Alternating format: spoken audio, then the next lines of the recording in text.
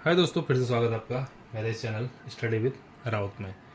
दोस्तों, आज का हमारा टॉपिक है संधि। लास्ट वीडियो हमने विसर्ग के बारे में पढ़ा था और आज हमारा टॉपिक है संधि। संधि एवं संधि के भेद। तो इससे रिलेटेड पेपर में जो भी क्वेश्चन बनते हैं वो हम यहाँ पास डिस्कस करेंगे। जो भी संधि से रिलेटेड पेपर में क्वेश्चन बनते हैं। तो सबसे पहले हमारा है संधि। संधि सबसे पहले पेपर में क्वेश्चन दोस्तों इससे रिलेटेड बनता है कि सब संधि किस भाषा का शब्द है। तो सबसे पहले हमारा है ये होता है संस्कृत भाषा का शब्द। संस्कृत भाषा का शब्द। सबसे पहले ये क्वेश्चन यही बन जाता है हमारा कि संधि किस भाषा का शब्द है। तो संधि संस्कृत भाषा का शब्द है। ठीक है, इसका अर्थ होता है मेल। ठीक है, मेल या जोड़ना। सबको पता है कि संधि चीजों को जोड़ता है। यानी कि सीधे सीधे हम इसकी अगर परिभाषा की बात करें, दो वर्णों के, ठीक है, मेल या जोड़ को संधि कहते हैं।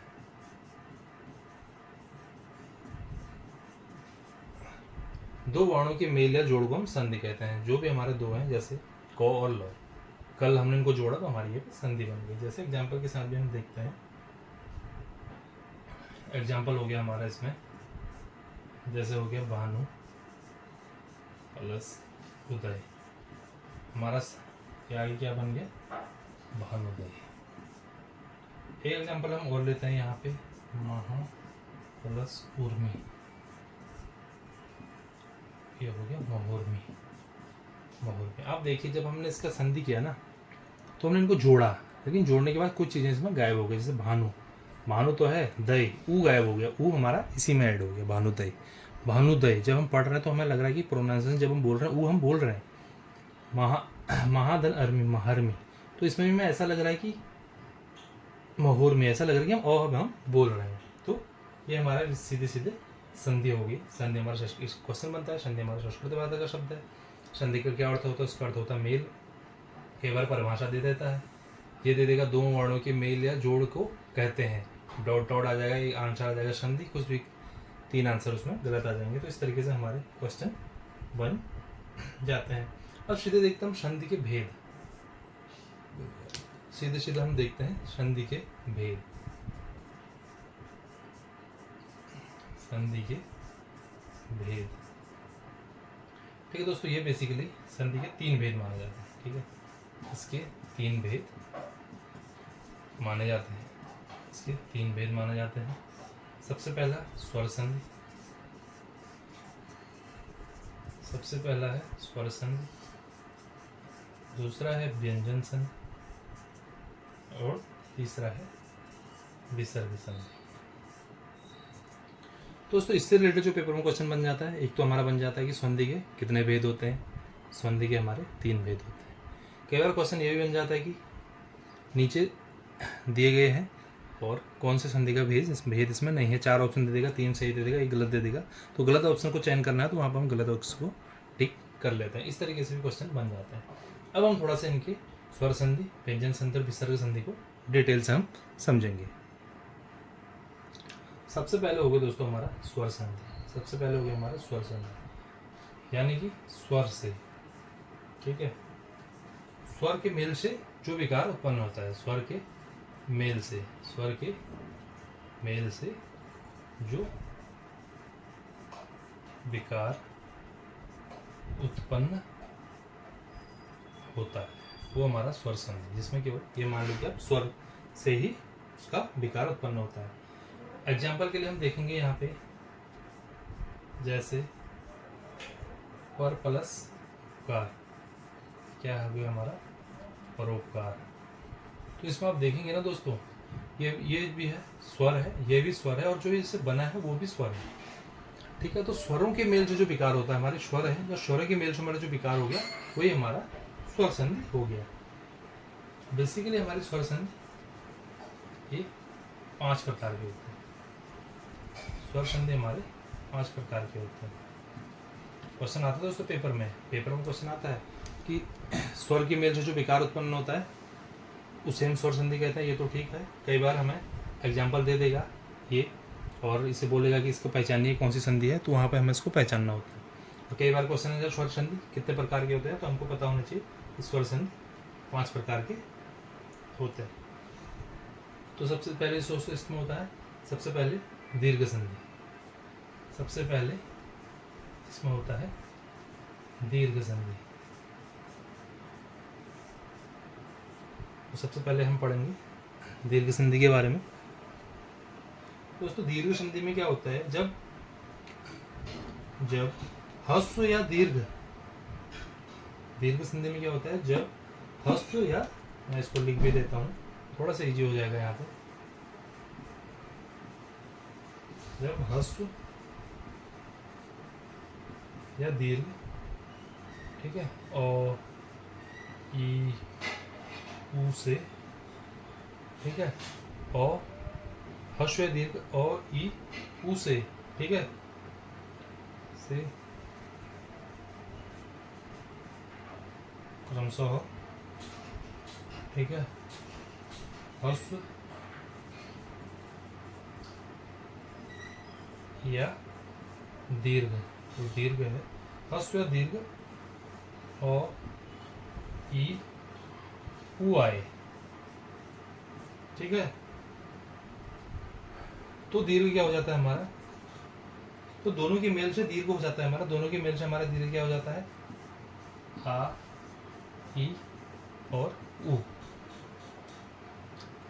देखो जिस अब हम इसको समझेंगे, थोड़ा सी चीज़ें यहाँ पे प्रैक्टिकल हो रही है मुझे पता है, लेकिन जब इसको एग्जाम्पल से समझेंगे तो आपको समझ में आ जाएगा कि जब ह्रस्व दीर्घ अ ई ऊ से क्रमशः या अ ई ऊ से आए तो हमारा क्या है। देखिए एग्जाम्पल से हम समझते हैं, जैसे आ प्लस अ बराबर क्या है हमारा, आ ही आएगा, इससे ये पहले भी आएगा अगर, तब भी हमारा ओ प्लस ओ आएगा, तब भी हमारा आ ही आएगा, ठीक है, ओ प्लस आ होगा तब भी हमारा आ ही आएगा, आ प्लस आ होगा तब भी हमारा आ ही आएगा।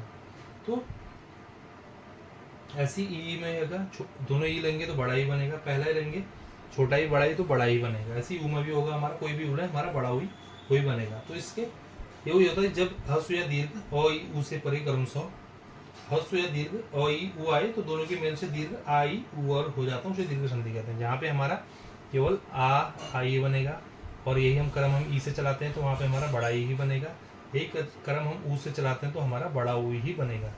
तो इस क्रम में है हमारा दीर्घ संधि। तो उम्मीद करता हूँ दोस्तों जिस हाँ इस तरीके से आपके बने होंगे वहाँ पे हमारी दीर्घ संधि होगी, या आपको इजीली समझ में आ गया होगा। अब देखते हैं इसको थोड़ा सा एग्जाम्पल से इसको देखते हैं पेपर में यहाँ पे किस तरीके से क्वेश्चन आएगा। जैसे सबसे पहले पेपर में आता है विद्या प्लस अर्थी, ठीक है, सबको पता है ये विद्यार्थी हो गया। अब पेपर में क्वेश्चन आएगा दोस्तों, उपयुक्त बताइए कि कौन सी संधि है। अब हमें पता होना चाहिए कि दीर्घ संधि है। दीर्घ संधि क्यों है, देखो विद्या प्लस अर्थी बराबर विद्यार्थी। विद्या है यहाँ पे क्या है, आ की मात्रा है, अर्थी है यहाँ पे केवल ओ की मात्रा है, लेकिन बराबर में हमारा क्या बनता है, आ ही बनता है, इसलिए विद्या बना ना, आगे विद्या, आगे हमारा विद्या ही बना, तो इसलिए हमारी यही दीर्घ संधि यहाँ पे प्रूव होती है। यहाँ पे विद्या आ है और अर्थी ओ है, तो लेकिन विद्या आगे हमारा आ ही बना। एक एग्जांपल ऊ के साथ देखता हूँ, जैसे सु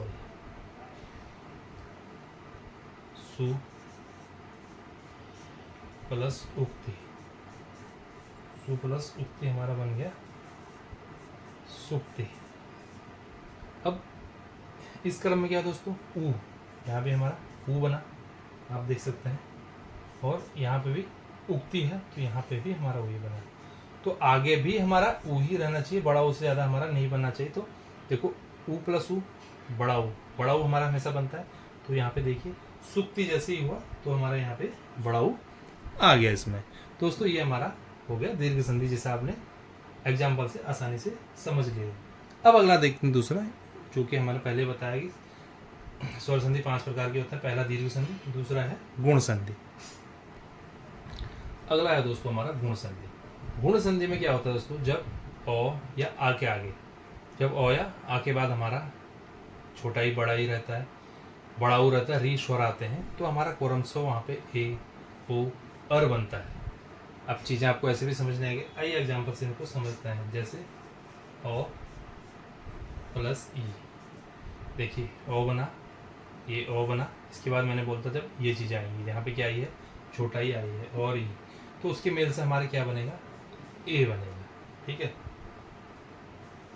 ओ के बाद अगर हमारा बड़ा ही आएगा तो वहाँ पे भी हमारा ए ही बनेगा।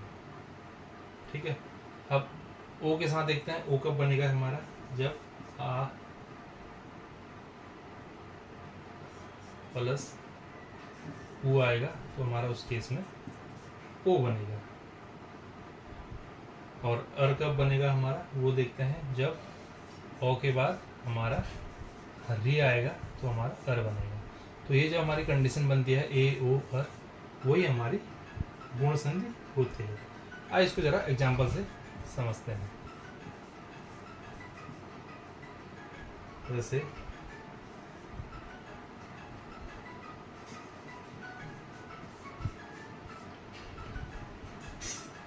महा प्लस ईस,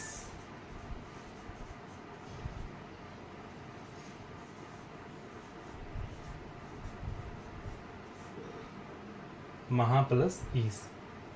अब महा में आप देख सकते हैं क्या बना हमारा, आ। ठीक है, और उसके बाद ई आ गया हमारा बड़ा ई, तो हमारी कौन सी वाली कंडीशन आ गई, ये वाली। तो हमारा क्या बनना चाहिए, ए बनना चाहिए। तो हमारा बन गया ना महेश, ए आ गया ना इसमें, ए इसमें हमारा ए आ गया। अब देखते हैं ओ वाला एग्जांपल, दूसरा एग्जांपल हो गया जल प्लस उर्मी, तो हमारा बनता है जलोर्मी। जल प्लस उर्मी बराबर बनता है जलोर्मी। जल सीधे सीधे हमारा ओ आ गया, उर्मी हमारा यहाँ पे बड़ा ओ आ गया, तो हमारा ओ और ओ के बाद क्या बनता है, हमारे यहाँ पे ओ बनना चाहिए। तो हमारा जो जलोर्मी है, जलोर्मी ओ हमारा यहाँ पे आ गया, यहाँ पे भी हमारा प्रूव हो गया। अब तीसरा देखते हैं, ओ प्लस री बराबर अर कहाँ पे आता है हमारा, जैसे महा प्लस ऋषि, तो हमारा बनता है महर्षि। महर्षि महा आ आया, इसमें हमारा री आया, आया री के बाद हमारा अर बनता है महर्षि, महर्षि, महर्षि हर आ गया ना रो। तो इस तरीके से हमारा तीन सा भी हमारा ये प्रूफ हो गया। तो अब अगला देखते हैं दोस्तों, गुण संधि के बाद तीसरा वृद्धि संधि। तीसरा है दोस्तों हमारा वृद्धि संधि। वृद्धि संधि में क्या होता है दोस्तों, जब ओ या आ के बाद, ठीक है, ओ या आ के बाद ए या आए आए, तो हमारा क्या बनता है, वहाँ पे ऐ ही बनता है। ओ या आ के बाद ए या ऐ आएगा तो हमारा हमेशा वहाँ पे ऐ ही बनेगा। और जब ओ या आ के बाद हमारा, ये भी ओ के आए बाद, जो ओ या आए के बाद हमारा ओ या ओ आए तो वहाँ पे हमारा ओ ही बनता है। जब ओ या आ के बाद हमारा ए या आए आए तो आई ही बनेगा। जब ओ या आ के बाद ओ या ओ आए तो हमारा ओ ही बनेगा, वही हमारी वृद्धि संधि है। अब इसको देखते हैं एग्जाम्पल से। सपोज हमारा ओ आया, उसके बाद हमारा ए आया, तो क्या बनेगा, हमारा आई बनना चाहिए। और उसके बाद इस केस में हम लेते हैं, सपोज हमारा आ आया और उसके बाद हमारा ओ या ओ हमारा कुछ भी आया, तो हमारा वहाँ पे ओ ही बनना चाहिए। अब देखते हैं एग्जाम्पल से, एग्जाम्पल से इसे हम समझते हैं। जैसे परम प्लस औसत, परम प्लस औसत बराबर हो गया परम औसत, परम औसत। देखिए परम, परम में क्या आ गया हमारा हो, औसत, औसत में क्या आ गया हमारा हो, ये वाला हो गया हमारा। और या आ ले लो, ओ या ओ ले लो, ये वाला होगा तो हमारा ओ बनना चाहिए। परम औसत ओ हमारा यहाँ पे बन गया है। अब जरा इसके ये वाला एग्जांपल के साथ भी देखते हैं, जैसे महा प्लस ऐश्वर्य, ऐश्वर्य ये बन जाता है हमारा महेश्वर्य, महेश्वर्य। अब यहाँ पे देखिए महा, ठीक है, महा बना है हमारा, आ बना है, उसके बाद ए बनना चाहिए हमारा, ए है यहाँ पे, ए है यहाँ पे, ए नहीं जबकि आई है, देखो आई है, तो आई ही हमारा बनना चाहिए, वही हमारा बना है, देखिए महासर्य, सर्य, आई हमारा इसमें आ गया। तो हमारा ये वृद्धि संधि का एग्जाम्पल भी हो गया। अब चौथा देखते हैं हम यण संधि।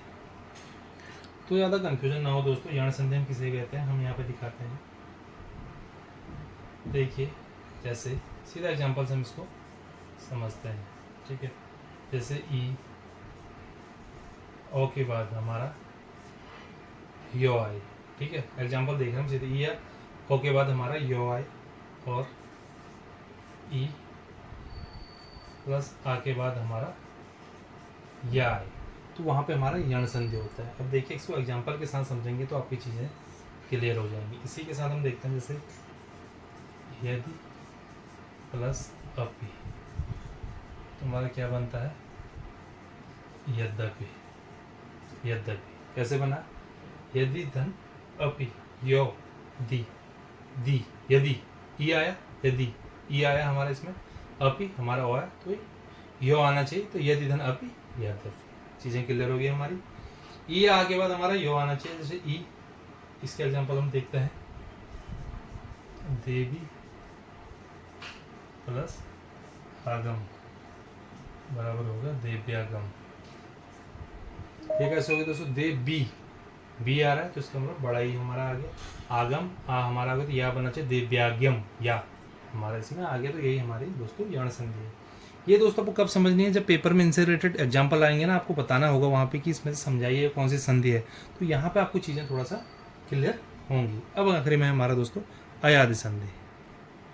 दोस्तों अयादि संधि में क्या होता है ना, जब कुछ डिफरेंट आता है, जैसे ए आ के बाद कोई अन्य स्वर आ जाए, ओ या ओ के बाद कोई अन्य स्वर आ जाए, तो वही हमारे अयाद है जिसमें अन्य स्वर आ जाता है। देखिए जैसे ए है ग, ठीक है, आप देख सकते हैं ए, ओ है अक, ओ है, लेकिन एक गायक आय बन गया, ए और आ का आय जो कि कहीं से भी मेल खा नहीं रहा, ए और प्लस आ बराबर आय, तो कहीं भी मेल खाने से गय प्लस इक, गायिक होना चाहिए ना, कायदे से हमारा गय प्लस अक गायक या गायिक होना चाहिए, बट एक गायक है, आय आया, आय आया गाय आय, तो थोड़ा सा जब डिफरेंट होता है वही हमारी अयादि है। ओ प्लस ई आओ, कहीं भी मैच नहीं कर रहा, देखिए नो, ओ ई हमारा आ गया, तो नोइक, नोइक होना चाहिए, बट ये नाविक है, आओ आ गया, आओ नाविक, तो जब थोड़ा सा जिसमें डिफरेंट टाइप का बनता है वही हमारी क्या है अयादि संधि है। तो उसको ये हमारे स्वर संधि के 5 पूरे हो गए हैं। अब हम देखते हैं दूसरा व्यंजन संधि।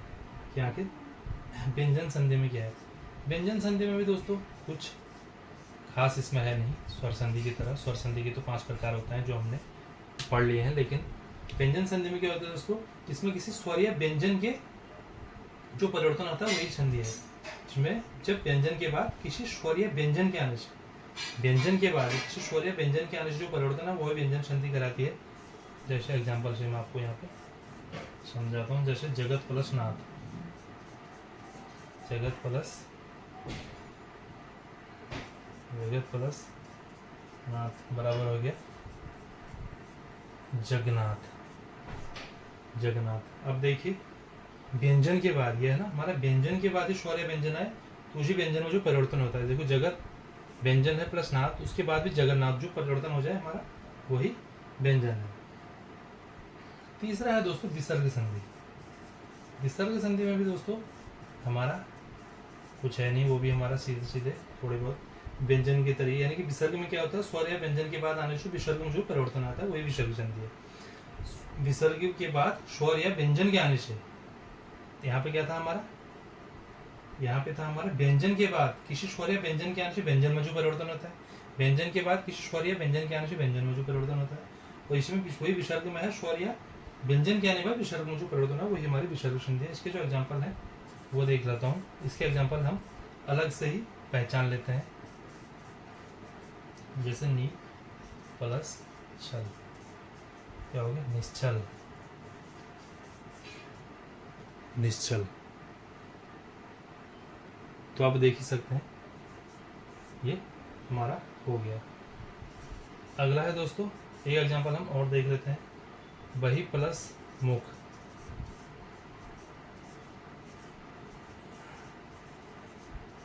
बहिमुख, जो भी विसर्ग के होंगे ना दोस्तों, ये हमारे जो ये वाला है, जो ये दो डॉट डॉट आप देख रहे हैं, यही हमारे विसर्ग की पहचान है।